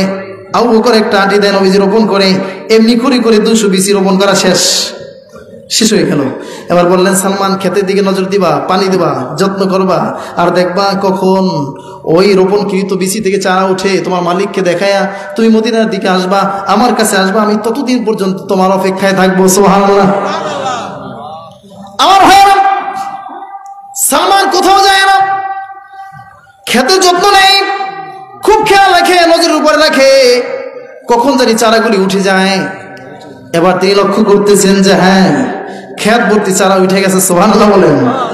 ক্ষেত ভর্তি চারা উঠে গেছে, খুব খুশি হলেন, আনন্দে আত্মহারা, আনন্দের চোটে দৌড়ায় গেলেন, ইহুদি ভাই শর্তে জিতে গেছি, তাড়াতাড়ি আসেন, আমাকে ছুটি দেন। সুবহানাল্লাহ বলেন।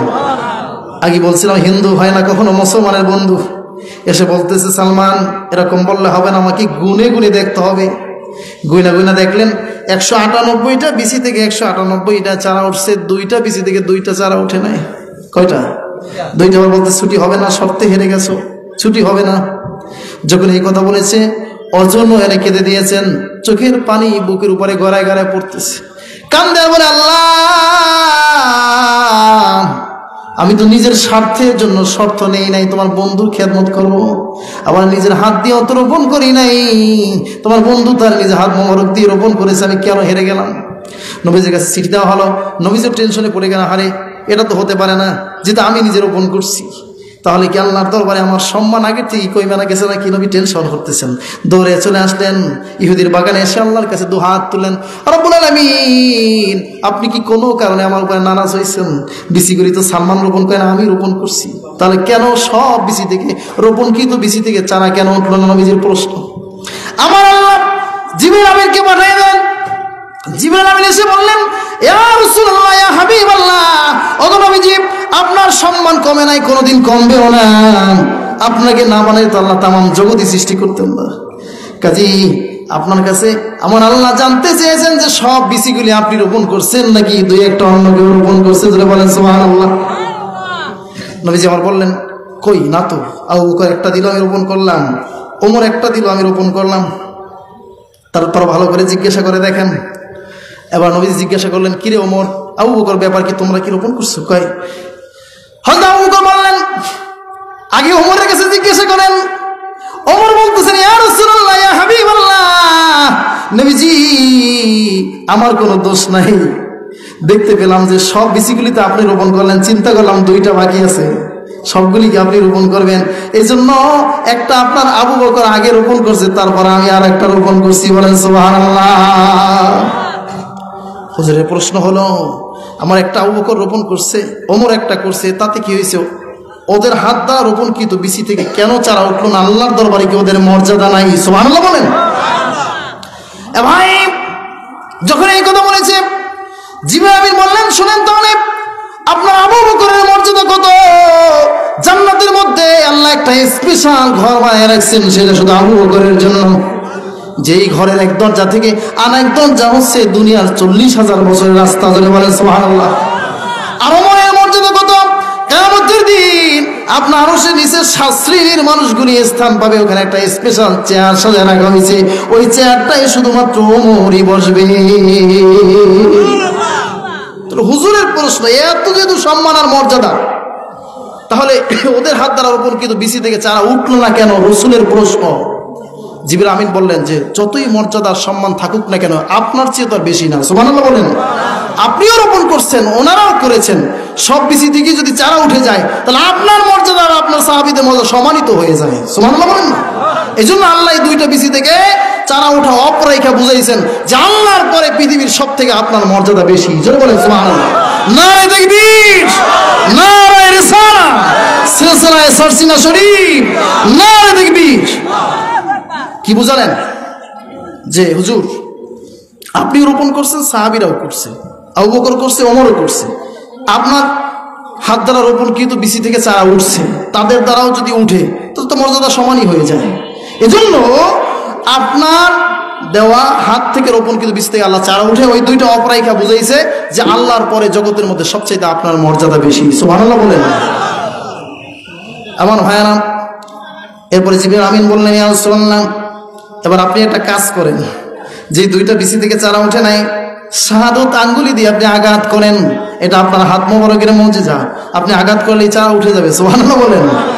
আমার নবীজি নিজের শাহাদত আঙ্গুলি দিয়ে 2 জায়গায় 2টা আঘাত করার সাথে সাথে অন্যান্য চারার মতো এরকম বড় 2টা চারা উঠে গেছে। সুবহানাল্লাহ বলেন। নবীজি আমার চলে গেলেন। নবীজি বললেন, সালমান আমি যাই, এবার ইহুদি মালিককে দেখাইয়া ছুটির ব্যবস্থা করো, আমি তোমার জন্য পথ চেয়ে থাকব। নবী আমার বিদায় হলেন, চলে গেলেন মদিনাতুল মুনাওয়ারায়। আসলেন এবার হযরত সালমান ফার্সি, দৌড়ে গেলেন, ইহুদি ভাই আসেন, এবার দেখেন, এবার কিন্তু আমি জিতছি। গুনে গুনে দেখে বা ঠিক আছে, তবে হবে না, একবারে উঠে নাই দুইবার উঠছে, হইবে না। কথা বুঝছেন? একবারে উঠে নাই দুইবারে উঠছে, হইবে না। তবে হ্যাঁ, আর একটা শর্ত দিব। কি হবে? আর একটা শর্ত দিব, এই শর্তে যদি তুমি যদি আজীবনের জন্য ছুটি। কি শর্ত? হ্যাঁ, এই যে 200 চারা গাছ, 200 চারা গাছ থেকে যদি সব গাছে ফল ধরে, সুবহানাল্লাহ বলেন। আসলে কি ভাই, সব গাছে কি ফল ধরে? কি বিজ্ঞান সব গাছে ধরে? কিছু তো পুরুষ গাছ হয় না। এখন বলতে সব এত আবার চারা গাছে ধরতে হইবে, কিন্তু আমার আল্লাহ যদি ধরায়, ধরবে কিনা? মরা গাছও তো ফুল পড়ছে, নবী গাছের সাথে মরা গাছে দেশা দিয়েছে, গাছ পাতা পল্লব গজাই দিয়েছে, সুবহানাল্লাহ বলেন। ফুটছে না? বন্ধুরা আমার, শর্ত পাইয়া আবার চিঠি লাগছে, ইয়া রাসূলুল্লাহ, ইয়া হাবিবাল্লাহ, শর্ত তো হেরে গেলাম, এবার এই একটা শর্ত দিছে, এখন কি করা যায়? নবীজি আমার বললেন, টেনশন করুন, আমি আসতেছি। আল্লাহ নবী নিজে চলে আসলেন।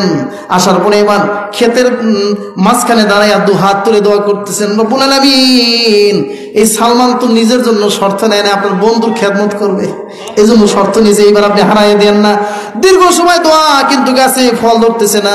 নবীজি আবার টেনশনে পড়ে গেলেন, না যে আল্লাহ বেজার হয়ে গেছে। জিবরাইল আমিন এসে বললেন, ইয়া রাসূলুল্লাহ, টেনশন কইরেন না, আপনার দোয়া, আপনি হাত তুলতে দেরি হয়েছে কিন্তু কবুল করতে দেরি হয় না, একটু অপেক্ষা করেন। কিছুক্ষণ পরে দেখলেন যে সমস্ত চারা গাছের ভিতরে ফল ধরে গেছে, বলেন সুবহানাল্লাহ। নবীজি আবার বিদায় হলেন, ইহুদি মালিককে দেখার, ইহুদি মালিক আবার গোনা শুরু করছে, গুনে গুনে দেখে সব ঠিক আছে। দেখার পরে বললেন, এবার তার ব্রেইনে কাজ করছে, এবার বলতেছে যে সালমান, তোমার এই মোহাম্মদ সাধারণ মানুষ হইতে পারে না। সুবহানাল্লাহ। তোমার মোহাম্মদ সাধারণ মানুষ হইতে পারে না, এটা তো আজীব ব্যাপার। একে তো সব বিচিগুলো থেকে উঠলো, আবার চারা গাছে ফলও ধরছে, এটা কেমন? খুব আজীব ব্যাপার। তবে তুমি একা যাবা? একা যাইও না, আমারও নিয়ে যাও। সুবহানাল্লাহ বলেন। আমার ভাই সালমান ফার্সি বললেন, ইহুদি ভাই, নবীজির কাছে যেতে হলে পবিত্রতা লাগবে, ওযু লাগবে, গোসল লাগবে। কি লাগবে?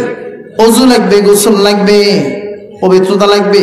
আচ্ছা ঠিক আছে, দৌড়ে চলে গেলেন তিনি। ইহুদি মালিক চলে গেলেন বাসায়, বিবিকে বললেন, বিবি রে, তাড়াতাড়ি লুঙ্গি দাও, কাপড় দাও, আমি গোসল করবো, মদিনায় যাবো। বিবিকে দেখে বলে, ও স্বামী, আপনি যে এই কথাটা কখন বলবেন, কবে বলবেন, এই অপেক্ষা আমি এতদিন ছিলাম। এই দেখেন আমার কাপড় চোপড়ের পোটলা, প্রত্যেক দিন রেডি হয়ে থাকি, কোন দিন আপনার মধ্যে হেদায়েত আসে? তবে আপনি যাবেন, আপনি একা যাইয়েন না, আমি বিবিকেও সঙ্গে নিয়ে যান। সুবহানাল্লাহ বলেন। ওই দিন 2 জন স্বামী আর স্ত্রী মিলে আল্লাহর হাবিবের কাছে গিয়ে কালেমা পড়ে মুসলমান হয়ে গিয়েছিলেন। জোরে বলেন সুবহানাল্লাহ।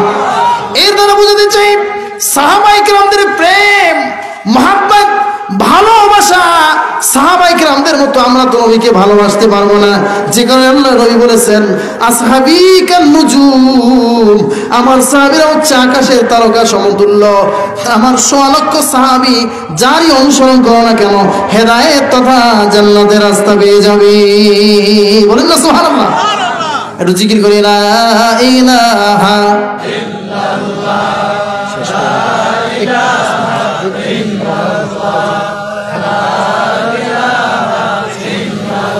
জোরে জোরে, লা ইলাহা, আরো জোরে, লা ইলাহা ইল্লাল্লাহ, লা ইলাহা ইল্লাল্লাহ। ভালোবাসো নবীকে, বলেন, ভালোবাসো নবীকে, ওরে নবীর দেখা পাইবে, নবীর দেখা পাইলে দোজখ হারাম হইবে। লা ইলাহা ইল্লাল্লাহ, জোরে জোরে, লা ইলাহা ইল্লাল্লাহ, লা ইলাহা ইল্লাল্লাহ মুহাম্মাদুর রাসূলুল্লাহ সাল্লাল্লাহু আলাইহি ওয়াসাল্লাম। তাহলে দেখেন, আমরা নবীকে ভালোবাসি, ঠিক কিনা? কাকে ভালোবাসি? নবীকে ভালোবাসি জীবনের চাইতো বেশি। কিন্তু আমার আপনার নবী আপনাকে আমাকে আমরা যতটুকু ভালোবাসি তার চাইতে কোটি কোটি কোটি গুণ বেশি ভালোবাসেন। সুবহানাল্লাহ বলেন।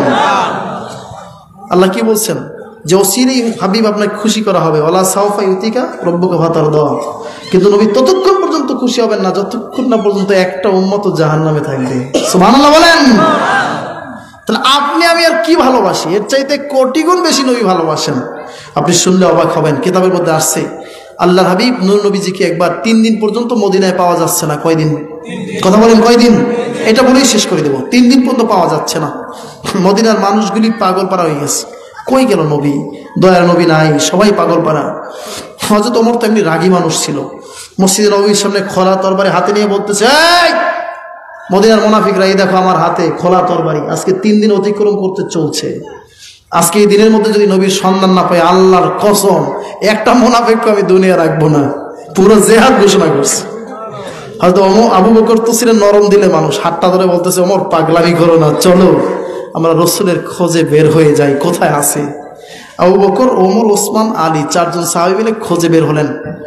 যারা হাজী সাহেব আছেন মদিনাতে গেছেন, মদিনা থেকে একটু দূরে জাবালে সালাম, সালাম পাহাড় আছে, কি আছে? জাবালে সালাম। কাছাকাছি গেছে, গিয়ে দেখতেছে ছোট্ট ছোট্ট বাচ্চারা ভেড়া চড়াচ্ছে, বকরি চড়াচ্ছে, দুম্বা চড়াচ্ছে। তো বললো, বাবা না, হয়তো আবু বকর বলতেছে, বাবা না, তোমরা কি আমাদের নবীকে দেখছো? 3 দিন পর্যন্ত নবীকে পাই না। তো বাচ্চারা বলতেছে, আপনারা কারা, আগে আপনাদের পরিচয় দেন। হয়তো আবু বকর সিদ্দিক বলেন, আমি হচ্ছি নবীর একজন নগণ্য খাদেম আবু বকর। পাশে যাকে দেখো ইনি হচ্ছেন ওমর, পাশে যাকে দেখো ইনি হচ্ছে ওসমান, এর পাশে যাকে দেখো ইনি হচ্ছেন সাহাবীদের মধ্যে সবচেয়ে বড় আলেম হযরত আলী। সুবহানাল্লাহ বলেন। নিজের পরিচয়টা ছোট দিয়ে আলীর পরিচয়টা বড় দিছে। সুবহানাল্লাহ। দেখেন কেমন আদব ছিল। আর কেনই বা দিবেন না, পৃথিবীতে একমাত্র মানুষ যার জন্ম হয়েছিল কাবা ঘরের মধ্যে। সুবহানাল্লাহ বলেন। হয়তো আলীর জন্ম কোথায় হয়েছে? কাবা ঘরে। কারণ তার মায়ের নাম ছিল ফাতেমা বিনতে আসাদ, তিনি ছিলেন কাবা ঘরের জারুদার। কাবা ঘর পরিষ্কার করতে করতে খানায় কাবার হাত দিয়ে ঢুকে পড়ছে, ওই সময় তার ডেলিভারি পেইন উঠছে, আর ওখানেই হয়তো আলীর জন্ম হয়েছে। সুবহানাল্লাহ বলেন। তো যাই হোক, এই পরিচয় দেওয়ার পরে ওই মানে রাখাল্লা বলতেছে যে আপনার নবীর সাহাবী বিদায় তো এত সুন্দর ব্যবহার, কারণ আমাদেরকে মানুষ লাঞ্ছনা দেয়, গঞ্চনা দেয়, ধিক্কার দেয়, ভালো ব্যবহার করে না। নবীর সাহাবী বিদায় এত সুন্দর ব্যবহার, নবীর ব্যবহার না জানি কত সুন্দর। সুবহানাল্লাহ। তবে হ্যাঁ, ও সাহাবীরা শুনেন, নবী নাকি তা তো জানি না, তবে একটা মানুষ 3 দিন পর্যন্ত ওই দেখেন জাবালে সালাম, এই পাহাড়ের পাদদেশে গুহার মধ্যে সেজদায় পড়ে কাঁদে, একটাই আওয়াজ আসে, ইয়া রব হাবলি উম্মতি। সুবহানাল্লাহ বলেন। যদি পারেন আল্লাহর রাস্তায় এই মানুষটাকে এখান থেকে উঠিয়ে নিয়ে যান। এর কান্নার কারণে আমাদের ভেড়া বকরিগুলা গুহার চতুর্দিক দাঁড়ায় দাঁড়ায় কান্না করে, ঘাসে মুখ লাগায় না। সুবহানাল্লাহ বলেন। আমার ভাইয়ারা, হযরত আবু বকর বললেন, আলী রে, বুঝতে পেরেছি আমাদের নবী ছাড়া আর কেউ নাই। 4 জন ব্যক্তি চলে গেলেন জাবালে সালাম পাহাড়ের পাদদেশে। আবু বকর দাঁড়ায় বললেন, ইয়া রাসূলুল্লাহ, এটা আপনার কেমন গোপন সবর যে আবু বকরকে আপনি হেরা গুহার সাথী বানাইতে পারলেন, হিজরতের সঙ্গী বানালেন। আজ উম্মতের মায়ায় উম্মতের জন্য 3 দিন পর্যন্ত এখানে এসে সেজদায় পড়ে কাঁদেন, এটা আপনার কেমন গোপন সবর। দেখেন কারা এসেছে আপনার কাছে, সেজদা থেকে মাথা উঠান, মদিনার মানুষগুলি আপনার জন্য পাগল পারা হয়ে আছে। সবচাইতে বেশি কান্না করে আপনার আদরের নাতি ইমাম হাসান আর হোসাইন। সুবহানাল্লাহ। খানা সামনে এলে ফাতেমাকে বলে, মা খানা খাবো না, ততক্ষণ পর্যন্ত খানা খাবো না যতক্ষণ না পর্যন্ত নানা জানের চেহারা মুবারক দেখবো। সুবহানাল্লাহ বলেন। নানাকে চাই, খানা চাই না, নানা চাই, নানাকে চাই, এইভাবে কান্না করে চলেন, তাড়াতাড়ি আপনি মদিনায় চলেন। নবীজি নির্ভীক লড়েন না, সেজদার মধ্যে একটাই আওয়াজ, ইয়া রব হাবলি উম্মতি, এইভাবে কান্না করতেছেন। নিরুপায় হইয়া হযরত আবু বকর সিদ্দিক বললেন, ইয়া রাসূলুল্লাহ, ইয়া হাবিবাল্লাহ, নবীজি কালেমা পড়ার পর থেকে আজ পর্যন্ত আমি যত নেকি অর্জন করছি সমস্ত নেকিগুলো আপনাকে সাক্ষী রেখে বললাম, আপনার এতি উম্মতদেরকে আমি দান করে দিলাম, এবার আপনি সেজদা থেকে মাথা উঠান। সুবহানাল্লাহ। কাঁদতেছেন, নির্ভীক লড়ে না। হয়তো ওমর ডাকলেন, হুজুর আমি তো আসলাম আপনার গর্দান নেওয়ার জন্য তরবারি নিয়া, কিন্তু আয়েশা তো আপনার কদম মোবারকে আমার কল্লাটা দিয়ে দিয়েছিলাম। ওই দিন ঈমান আনার পর থেকে এই পর্যন্ত যত আমি নেকি অর্জন করেছি সব আপনার এতিম উম্মতদেরকে আমি দান করে দিলাম, তারপর আপনি কাঁদবেন না, সিজদা থেকে মাথা উঠান, মদিনায় চলেন। সুবহানাল্লাহ বলুন। নির্ভীক, নবীজি লড়েন না। ওসমান জিন্নুন এভাবে ডাকলেন, হয়তো আলী ডাকলেন, পরিশেষে আবু বকর বললেন, আলী রে, নবীকে নিতে হইলে এরকম নেওয়া যাবে না। আল্লাহ রাসূলকে যদি মদিনায় নিতে হয় তাহলে ফাতেমাকে লাগবে আর হাসান হোসাইনকে লাগবে। সুবহানাল্লাহ বলেন। হযরত আলী দৌড়ে চলে গেলেন, ফাতেমা রে, কই হাসান আর হোসাইন? ও হাসান, ও হোসাইন, তোমাদের নানা জানের সন্ধান পেয়েছি। লাফ দিয়ে উঠছে, লাফ দিয়ে উঠে একটা দৌড় মারছে। বাবা, নানা কই, নানা কই? সামনে আলী, মাঝখানে ফাতেমা, পিছনে হাসান হোসাইন, দৌড়ায়, নানা কই, নানা কই। চলে গেলেন জাবালে সালাম পাহাড়ে পাদদেশে ফাতেমা জাহরা কেঁদে কেঁদে বললেন, আব্বা, এটা আপনার কেমন গোপন সফর?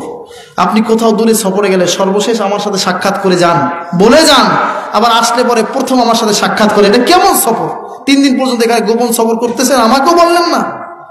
দেখেন আপনার পাশে কারা দাঁড়িয়ে আছে, আপনার আদরের নাতি ইমাম হাসান হোসাইন। সিজদা থেকে একটু মাথা উঠান, তাড়াতাড়ি চলেন, লড়ে না। নবী কাঁদতেছেন, একটাই, ইয়া রব হাবলি উম্মতি। তো নিরুপায় হয়ে বললেন ফাতেমা, ইয়া রাসূলুল্লাহ, ওগো আব্বাজি, আমি আপনাকে সাক্ষী রেখে বললাম, জীবনে যত নেকি অর্জন করছি আজকে সব আপনার এতিম উম্মতকে দান করে দিলাম। সুবহানাল্লাহ বলেন। আমার ভাইয়ারা, তাতেও নবীজি উঠেন না। নিরুপায় হইয়া ফাতেমাতুজ জাহরা বাবার পাশে সিজদায় পড়ে গেলেন। সিজদার মধ্যে পড়ে একটা আফসোসের ডাক দিলেন, আল্লাহ, আমার আব্বার এতিম উম্মতের জন্য আব্বাকে আর কত কাঁদাইবেন। সুবহানাল্লাহ বলেন। ও রব্বুল আলামিন, আব্বাকে সাক্ষী রেখে বললাম, আজকে আমার আব্বার এতিম উম্মতের জন্য আমার 2টা কলিজার টুকরা সন্তান ইমাম হাসান আর হোসেনকে আজকে আমি দান করে দিলাম। আবার আল্লাহর কুদরতি অন্তরের সহ্য হয় নাই, জিবরিল আমিনকে পাঠিয়ে দিলেন। জিবরিল এসে বললেন, ইয়া রাসূলুল্লাহ, ইয়া হাবিবাল্লাহ, আবু বকরের নেকি, ওমরের নেকি, ওসমানের নেকি, আলীর নেকি, হযরত ফাতেমার নেকি, হাসান হোসেনের কুরবানি সবগুলি কবুল করছে। এবার আপনি সিজদা থেকে মাথা উঠে তাড়াতাড়ি মদিনায় যান, বলেন সুবহানাল্লাহ। নবীজি তখনও কেঁদে কেঁদে বললেন, ভাই জিবরাইল, সব কবুল করছে বুঝলাম, কিন্তু আগে বলো হাসরের ময়দানে আমার এতিম উম্মতের অবস্থা কি হবে? প্রিয় ভাই আমার, ওই সময় ফাতেমা, ওই সময় হযরত জিবরিল আমিন বলেন, ইয়া রাসূলুল্লাহ, আল্লাহ এই সুসংবাদ আপনাকে দিয়েছেন, তাড়াতাড়ি সিজদা থেকে মাথা উঠান। আমার আল্লাহ বলেছেন, হাসরের ময়দানে কিয়ামতের দিন আপনাকে জিজ্ঞাসা না করে আপনার একটা উম্মতকেও আল্লাহ জাহান্নামে দেবে না। আর যে বলেন না সুবহানাল্লাহ। সেই নবীর সুন্নাতের আমল নাই, আশিকের রাসূল আছে কি নাই? ঢোল তবলা বাজাইয়া, সারিন্দা বাজাইয়া, পোস্টারে লেখা আশিকের রাসূল হওয়া যায়? সুন্নাতের মাধ্যমে, নবীর আদর্শের মাধ্যমে আশিকের রাসূল হওয়া যায়, ঠিক কিনা বলেন? হুজুর বলছেন, মান হাব্বা সুন্নতি ফাকাদ আহাব্বানি ওয়া মান আহাব্বানি কানা মাইয়া ফিল জান্নাহ। যে ব্যক্তি আমার সুন্নাতকে ভালোবাসলো সে আমাকেই ভালোবাসলো, আমি আর ওই সুন্নাত মানলে হলা ব্যক্তি একই জান্নাতের মধ্যে গায়ে গায়ে মিলে থাকবো। সুবহানাল্লাহ বলেন।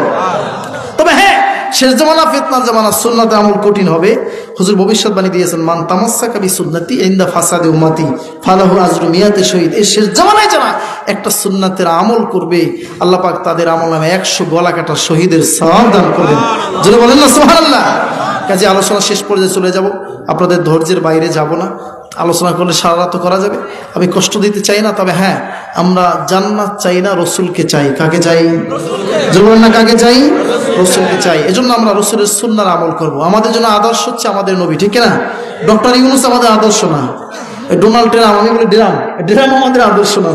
আমাদের কোনো নায়ক নায়িকা আমাদের আদর্শ নন, মডেল নন।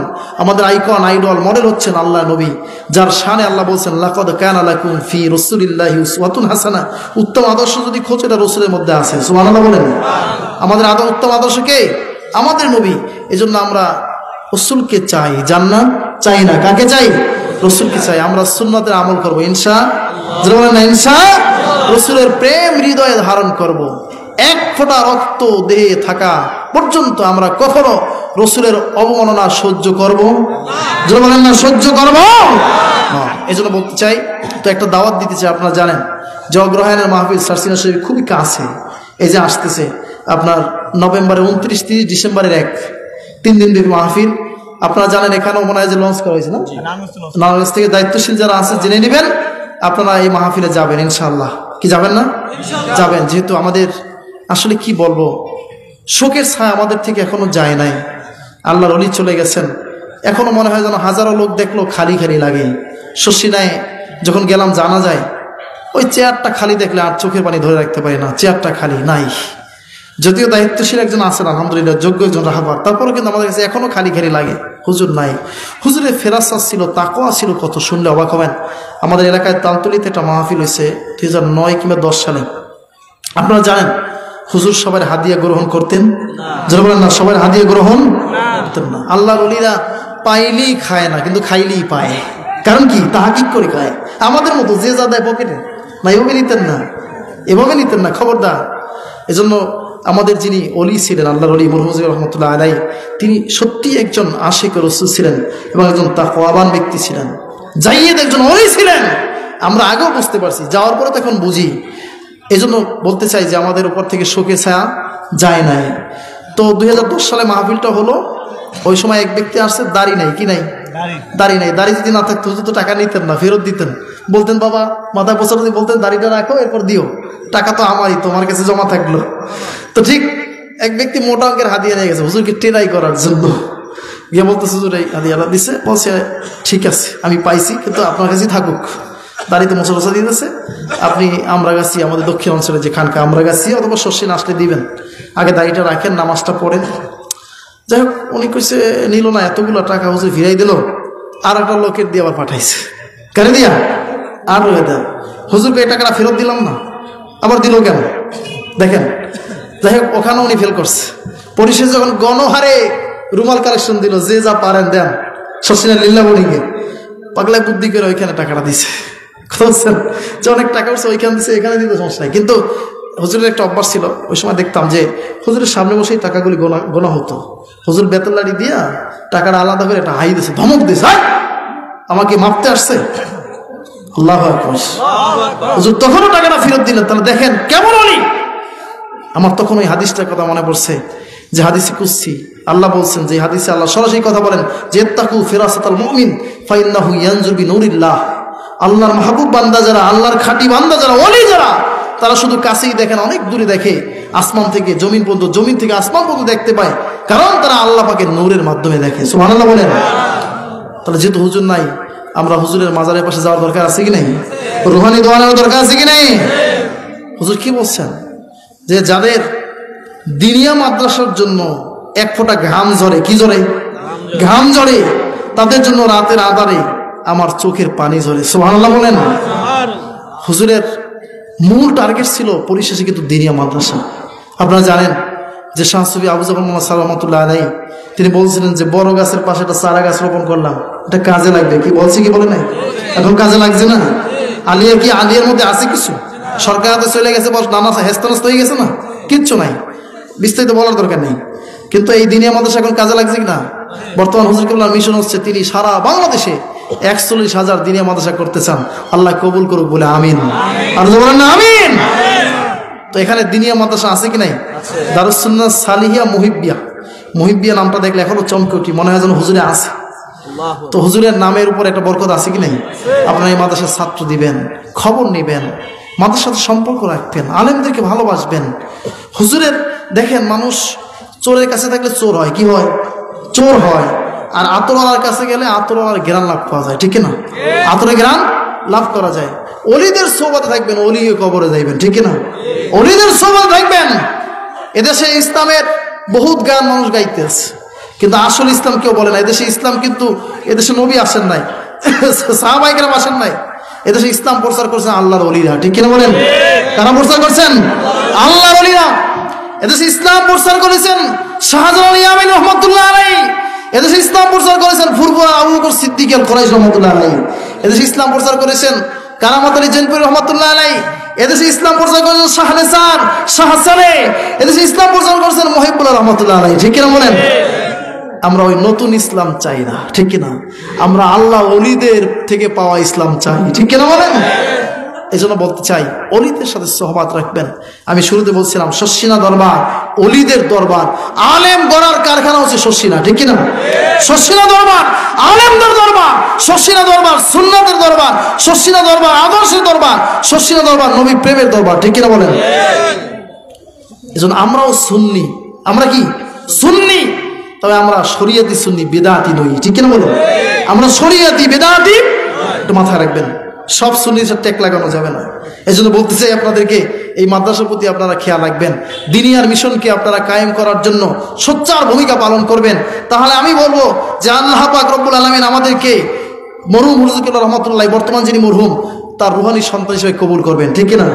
আমরা হুজুরের সাথে একই জান্নাতে থাকতে চাই। কে কে থাকতে চায়? নারে তাকবীর, নারে তাকবীর, নারে রিসালাত, সিলসিলায়ে সারসিলা শরীফ, নারে তাকবীর। আল্লাহ পাক রব্বুল আলামিন যেন শাহ সুফি মুহিবুল্লাহ রহমাতুল্লাহ আলাইহি ও রুহানি সন্তান হিসেবে আমাদেরকে যেন কবুল করেন। সকল বলে আমিন। আর বলে আমিন। একটু রাত্র হয়েছে, আপনারা কি কষ্ট পাইছেন? কষ্ট পেয়েছেন আপনারা? মাহফিল তো প্রত্যেক দিন হয় না। যদি নির্বাচনী কোনো পথসভা হইতো অথবা যদি কোনো গানের অনুষ্ঠান হইতো, তো মানুষ তার হা করে দাঁড়াইতো, মুখে মাছি পড়লো, সমস্যা ছিল না, ঠিক না? ওরা তো রং তামাশা আছে, এখানে তো রং তামাশা নাই, তাই না? একটু ডিজে মিজে হয় এগুলা। আবার কিছু বক্তা বের হয়েছে দেখবেন এখন জোকার আছে কি নাই, নানান কথাবার্তা বলে, স্টেজে ড্যান্স ড্যান্স দেয়, ওগুলি আমরা বুঝিও না, বাজে কথা আমরা বলিও না, আমরা গতানুগতিক কথা বলার চেষ্টা করি। এবং দেখা যায় ঢকায় নাই হুজুরের কণ্ঠ, মোটামুটি যা আছে কিন্তু আসলে ঢকায় নাই। হুজুর কিন্তু হাসাইতে পারে নাই। কি কয়? হুজুর হাসাইতে পারে নাই। মাহফিল তো হাসি ঠাট্টার খোরাক না, ঠিক না?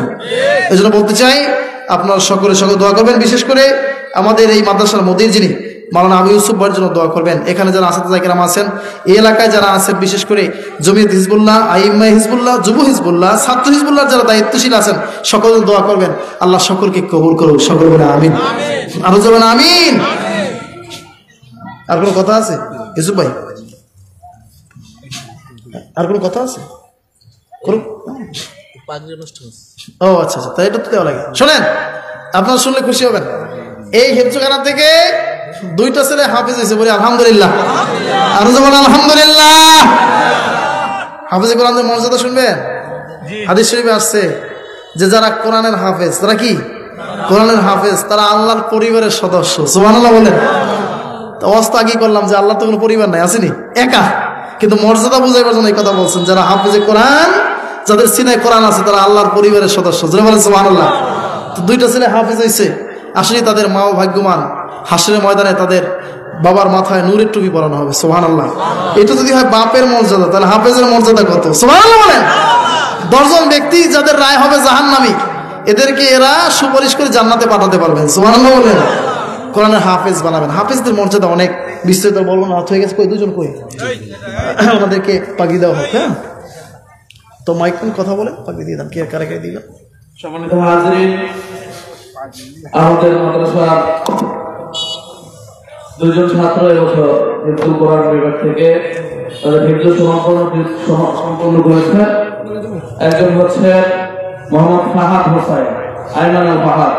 আরেকজন হচ্ছে মোহাম্মদ হাসান শেখ। দাঁড়া, তোমরা একটু দাঁড়াও।